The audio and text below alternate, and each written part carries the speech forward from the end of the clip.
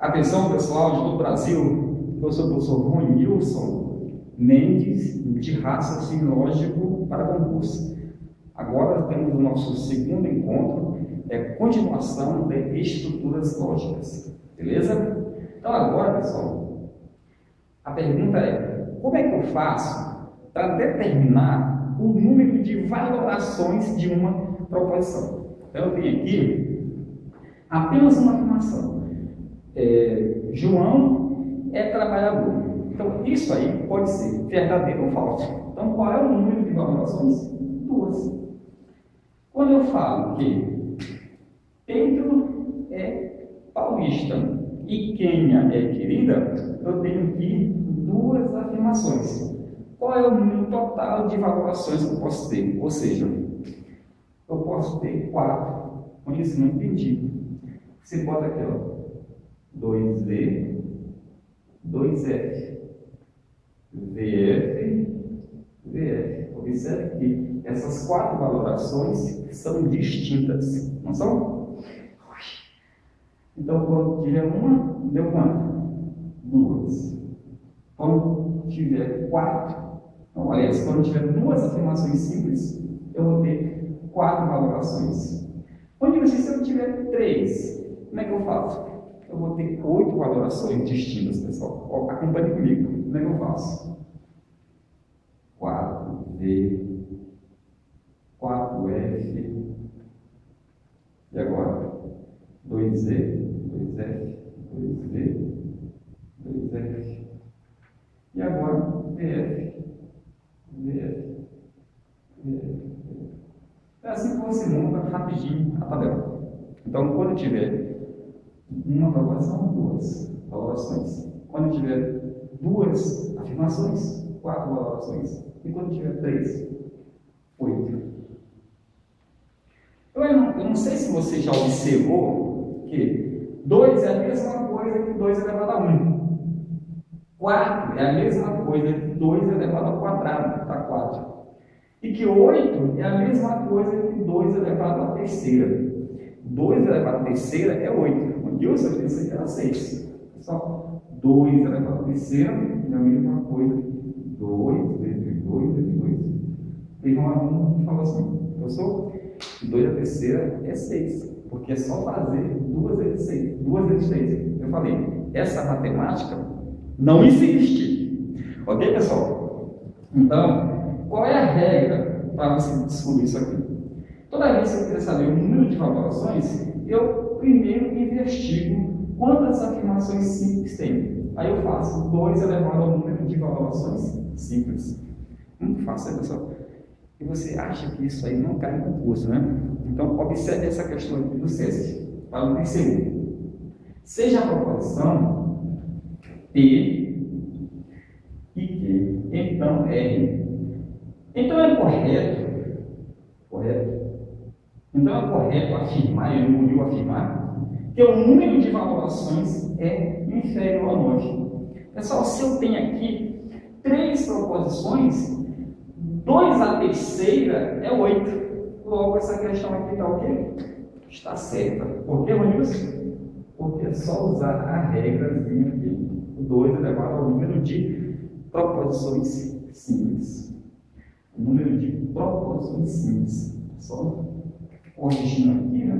Para a gente aproveitar esse nosso vídeo, eu não tenho que apagar isso aqui tudinho e gravar de novo, né?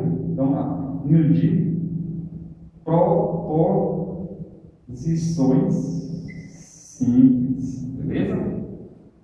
Então, isso é muito fácil. É só fazer 2 elevado ao número de proposições simples. E se por um acaso a gente tivesse P e Q, então R e não Q. Pessoal, já apareceu P aqui, e se aparecer não Q, não T, eu não altero nada, continua sendo 3. Então, atente bem, você pegar aqui, verificar quais são as letras distintas que existem na proposição. Essa é uma proposição, uma linguagem simbólica. Eu observo que são 3. Então, essa questão aqui está certa. Beleza? Então, dúvida? Não, né? Ronilson, se eu tiver dúvida, o que eu faço? Você envia o e-mail para prof.ronilson@ig.com.br. Beleza? Vamos lá. Valor lógico das proposições compostas. Eu tenho aqui quantas proposições compostas? A negação não é composta, né? Primeiro eu vou descobrir o valor dela. Quando o valor de P for verdadeiro, o não P vai ser o quê? Falso. Quando o P for falso, o não P vai ser verdadeiro. Beleza? Então a primeira que a gente descobriu foi isso aí. Então quando você nega uma proposição, é só você trocar os sinais. Quando é verdadeiro, passa a ser falso. Quando é falso, passa a ser verdadeiro. Muito fácil. Agora é o que nós chamamos de conjunção, o E, com este símbolo aqui, chapéuzinho. Eu vou preencher aqui a tabela. 2E, 2F, VF, VF. Eu te pergunto, quando é que o E vai ser verdadeiro? Eu costumo falar o seguinte, para que o E seja verdadeiro, eu falo P e Q. Então, um exemplo. Paulo é paulista e Quênia é querida. Quando é que essa afirmação composta será verdadeira? Quando as duas forem verdadeiras. Ou seja, apenas aqui, no mais tudo será falso. É como se eu também falasse assim para você. Nesta aula que está sendo gravada, neste momento, ao vivo, brincadeira, pessoal, tem um aluno que eu faço a seguinte pergunta, pessoal, eu vou dar uma caixa de bombom para quem mora em Brasília e for servidor do Ministério da Saúde. Ou seja, quem é que vai ganhar o bombom? A pessoa terá que morar em Brasília e ser servidor do Ministério da Saúde. Então, se a pessoa for as duas coisas, ele vai ganhar a caixa de bombom. Ele apenas mora, mas não é servidor, não ganha. Ele não mora, mas é servidor, não ganha. Nenhum nem outro também não vai ganhar. Então, pessoal, para ser o E só é verdadeiro se dever. Por quê? Para ser verdadeiro, terá que atender as duas condições. Tranquilo? Então, o E só é verdadeiro se dever. Grave isso! O E só é verdadeiro se dever. Então, pessoal, olha só uma perguntinha que eu poderia fazer para você aqui. Pi é par e 4 é par. Vamos verificar aqui. Será que essa afirmação ela é verdadeira ou falsa? Pessoal, pi é a letra grega, que significa aproximadamente 3,14. Então eu já sei que 3,14 é um número que não é par. Então isso aqui é falso. E 4 é par? Verdadeiro. Então, só uma é verdadeira. Logo, aqui vai ser o quê? Falso. Então é assim que a gente trabalha. Cara, você vai ficar craque em raciocínio lógico. Acompanhe as aulas, acompanhe esse curso completo, que você vai arrebentar no seu curso. Beleza? Então, vamos lá. Temos agora aqui a disjunção. Como eu falei no primeiro ponto, ela pode ser inclusiva ou exclusiva. Com isso, não entendi nada. Um exemplo aqui da inclusiva. Primeiramente, para te deixar a tabela, o que eu faço?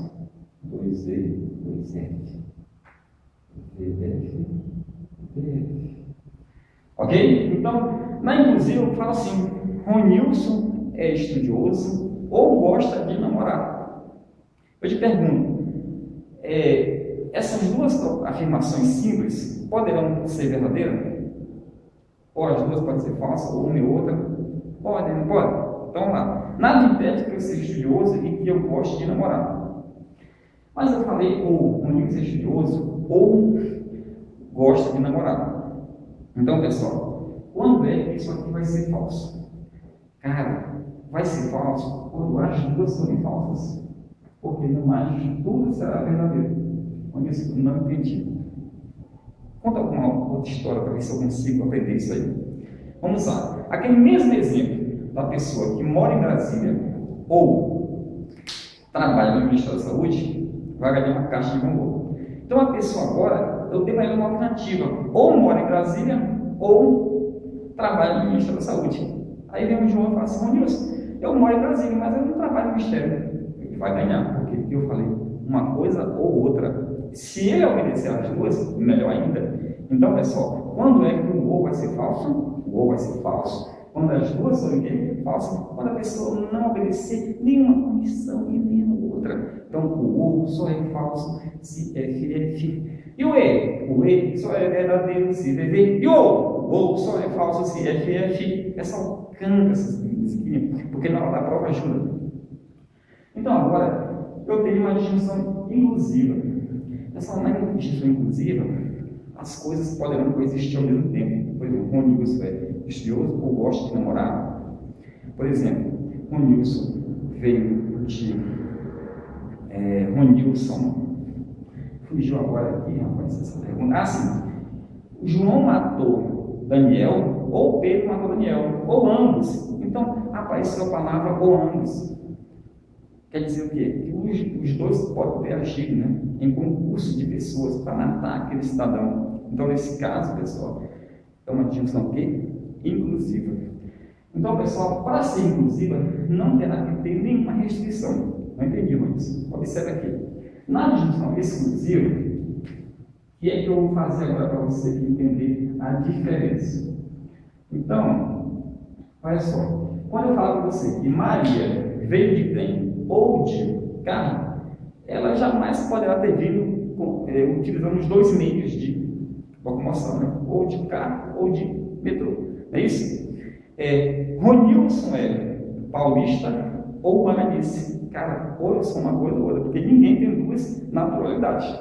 Beleza? Então, pessoal, quando é que eu terei a disjunção exclusiva? Quando as duas afirmações não puderem serem verdadeiras ao mesmo tempo. Por exemplo, no caso de restrição de lugar, Paulo está em São Paulo e Belém, ou ele está em São Paulo e Belém, nunca vai estar nos dois lugares. Maria veio de trem ou de ônibus, entendeu? Um nível de naturalidade. Você sabe que a pessoa pode ter mais de uma nacionalidade. Eu posso ser brasileiro e posso ser coreano ao mesmo tempo. Entendeu? Lá existe, no artigo 2 da Constituição, os casos de nacionalidade. Entendeu? Isso aí já é um direito constitucional. Entendeu? Não é essa nossa aula. Então, observe aqui. A pessoa pode ter duas nacionalidades, mas não pode ter duas naturalidades. A pessoa só pode estar no lugar ao mesmo tempo. E também, pessoal, tem um outro caso que cai muito em prova. Ou João é pintor, ou Pedro é médico. Então, quando tiver ou, só é verdadeiro uma das afirmações. Quando tiver ora, ou então ainda, quando tiver um outro caso, qual é o caso? Pedro matou Daniel, ou João matou Daniel, e não ambos. Quer dizer, pessoal, que o fato de Pedro ter matado exclui João. Se aparecer a palavra e não ambos, você já sabe que é exclusivo. Então, qual é a diferença? Aqui aparece ou ambos e aqui aparece e não ambos. Aqui eu não tenho uma restrição de lugar, tempo, naturalidade ou outra coisa qualquer. E aqui eu tenho restrição. Então, quando eu tiver restrição, ou eu tiver a palavra e não ambos, ou eu tiver ou, ora, eu tenho disjunção exclusiva. Grave bem, na disjunção exclusiva, eu não posso ter as duas sendo verdadeiras. Então, quando as duas forem verdadeiras, a proposição será o que, pessoal? Falsa. E aqui eu já sabia que era falso, então grave isso aí comigo. Quando é que o exclusivo será verdadeiro? Quando apenas uma for verdadeira. Quando é que o exclusivo é verdadeiro? Quando apenas uma for verdadeira. Ok, pessoal? Pessoal, você vai arrebentar do seu concurso. Ok? Então, você que mora em Brasília, estou começando novas turmas de raciocínio lógico. Ligue para o 3351-1222. E você que mora em qualquer lugar do Brasil e queira comprar o material, mande um e-mail para mim que eu te passo todas as informações. Ok?